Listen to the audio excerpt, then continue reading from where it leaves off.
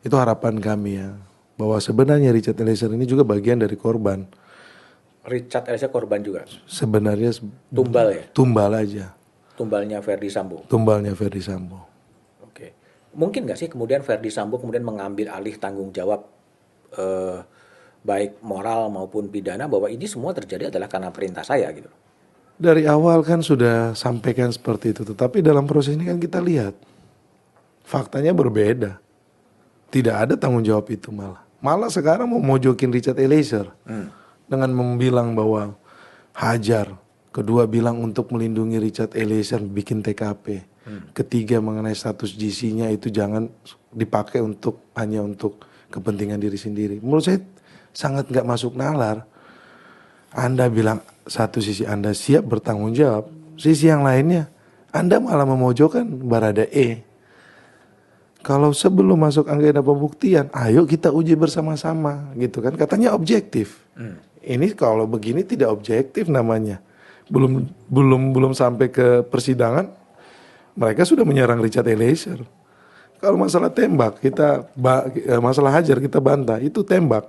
Yang kedua, masalah melindungi Richard Eliezer. Faktanya adalah Sambo itu membawa pistolnya almarhum Joshua.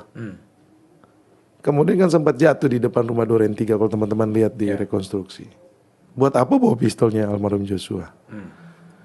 Kalau seandainya kan disampaikan mereka hubungannya baik, dekat, salah satu ajudan kesayangan almarhum. Kalau Richard Eliezer salah menerjemahkan perintahnya Sambo, bilanglah hajar, tiba-tiba Richard tembak, dibunuh. Mungkin saja Richard itu ditembak juga di tempat. Kalau enggak langsung dipanggil polisi, tangkap nih anak. Salah dia terima perintah saya. Saya bilang hajar kok dia tembak. Nah, ini logika-logika sederhana yang sebenarnya menurut kami ya terlalu naif lah kalau mereka. Terus ketiga mengenai status GC. Status GC itu bukan kami yang mau. Itu negara memberikan karena negara melihat bahwa saksi pelaku yang mengungkap kasus ini harus dijaga. Harus dilindungi. Karena ini merupakan saksi mahkota atau saksi kunci.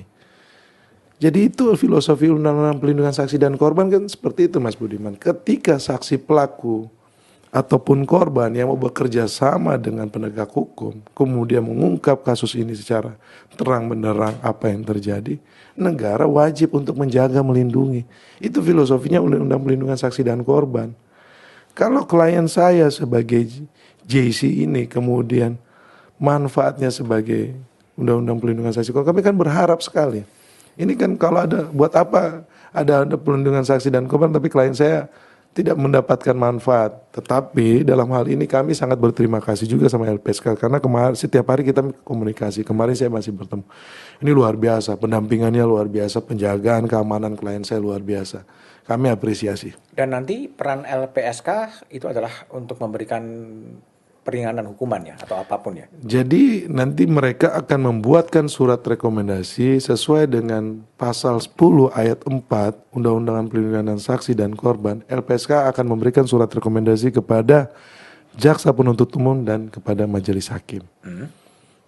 Yang isinya belum tahu ya. Isinya adalah keringanan hukuman. Keringanan hukuman. Tapi kalau dalam feeling Anda atau isu Anda mungkin Richard bebas gitu. Target kita kan bebas Mas Budiman ya. Tapi terlalu dini lah saya sampaikan ya. Nanti agak panjang nih. Agak panjang namanya penasihat itu kan pembelaan kita punya kan. Tapi kalau kita sampaikan bahwa kenapa kita bebas? Karena berdasarkan perintah. Ya, berdasarkan perintah. Pasal 51 ayat 1 itu kan. Kemudian ada juga pasal 48 overmah di bawah tekanan. Itu kan nanti bisa kita buktikan. Kan waktu fakta di Duren 3 itu kan sudah, woi tembak, woi kau tembak 3 kali loh perintah itu. Nanti kita buktikan sama-sama di persidangan. Berapa sih saksinya akan didengar dalam kasus Eliezer nih?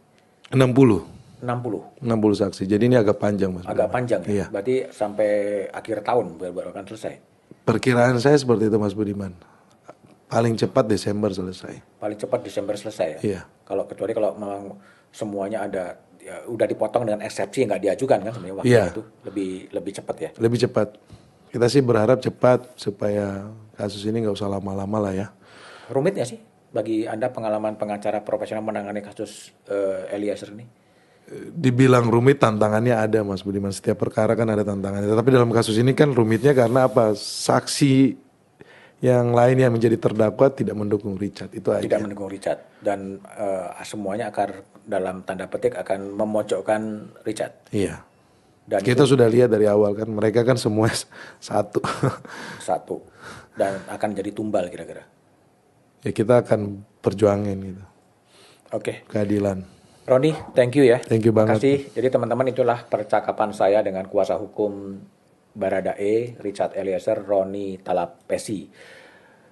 Anda bisa berkomentar, Anda bisa memberikan masukan dalam kolom chat, dan semoga drama Duren 3 ini juga bisa segera selesai dan keadilan juga bisa datang di muka bumi ini. Siapa yang bersalah tentunya harus menanggung pidananya, tapi siapapun yang tidak bersalah ya juga harus bisa mendapatkan pembebasan yang seharusnya. Terima kasih.